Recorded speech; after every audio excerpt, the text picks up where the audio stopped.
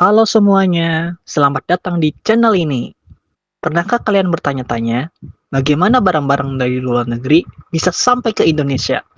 Atau bagaimana produk lokal seperti kopi, rempah, atau pakaian bisa sampai ke tangan pembeli di luar negeri? Hari ini, kami akan membahas proses ekspor dan impor, dua kegiatan penting dalam dunia perdagangan internasional yang menghubungkan satu negara dengan negara lainnya. Pertama-tama, kita harus memahami dulu apa itu ekspor dan impor. Ekspor adalah kegiatan menjual barang atau jasa dari dalam negeri ke luar negeri. Sementara impor adalah kegiatan membeli barang atau jasa dari luar negeri untuk digunakan atau dijual di dalam negeri. Contohnya, saat Indonesia menjual biji kopi ke Amerika Serikat, itu disebut dengan ekspor. Tapi ketika Indonesia membeli mobil dari Jepang, itu baru disebut impor. Kegiatan ini terjadi karena tidak semua negara bisa memproduksi semua barang yang dibutuhkan oleh warganya. Kenapa negara-negara melakukan kegiatan ekspor dan impor? Setiap negara memiliki keunggulan dan keterbatasan. Indonesia misalnya, sangat kaya akan sumber daya alam seperti kelapa sawit, batu bara, dan hasil laut. Namun, untuk produk teknologi tinggi seperti chip komputer atau mesin berat, Indonesia masih harus mengimpor dari negara lain seperti Jepang, Korea, atau Amerika Serikat. Melalui kegiatan ekspor dan impor, negara-negara bisa saling melengkapi dan memenuhi kebutuhan masyarakatnya. Selain itu, ekspor juga bisa meningkatkan pendapatan negara dan juga tentunya membuka lapangan pekerjaan. Proses ekspor barang. Sekarang kita bahas bagaimana kegiatan proses ekspor dilakukan. Hal yang pertama adalah perusahaan atau individu yang ingin mengekspor barangnya harus memiliki izin ekspor dari pemerintah terlebih dahulu. Di Indonesia, pelaku ekspor perlu memiliki nomor induk berusaha atau yang lebih disingkat dengan sebutan NIB dan surat izin usaha perdagangan atau SIUP. Setelah itu, mereka perlu mencari pembeli di luar negeri. Ini bisa dilakukan lewat pameran dagang, marketplace internasional, atau kerjasama dengan distributor.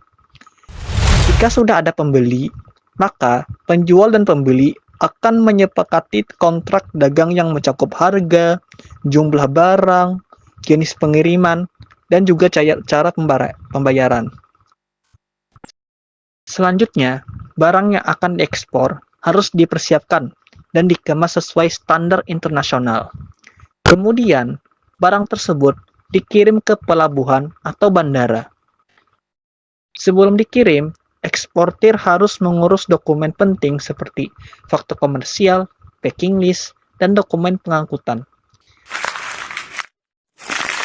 Bea cukai akan memeriksa kelengkapan dokumen dan fisik barang, lalu menerbitkan dokumen ekspor, atau yang lebih singkat dengan sebutan PUB.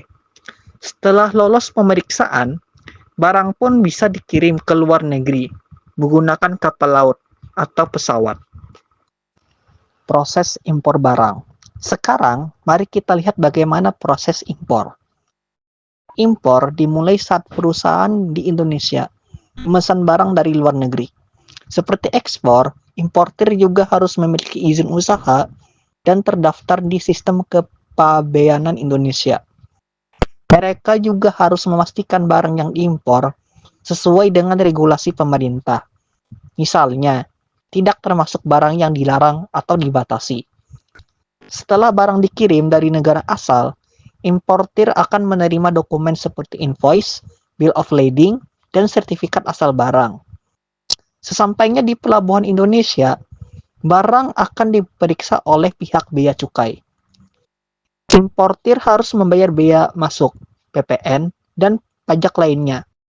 Jika semua dokumen lengkap dan pembayaran pajak selesai, maka barang akan dikeluarkan dari pelabuhan dan bisa digunakan atau dijual di pasar lokal. Tantangan dan peluang. Meskipun terdengar mudah, proses ekspor dan impor juga memiliki tantangan. Mulai dari perubahan regulasi, perbedaan standar kualitas, biaya logistik yang tinggi, hingga fluktuasi nilai tukar mata uang.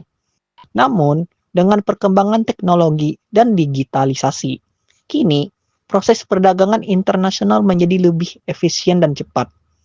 Banyak startup logistik dan platform e-commerce global yang memudahkan pelaku UMKM Indonesia untuk menembus pasar internasional.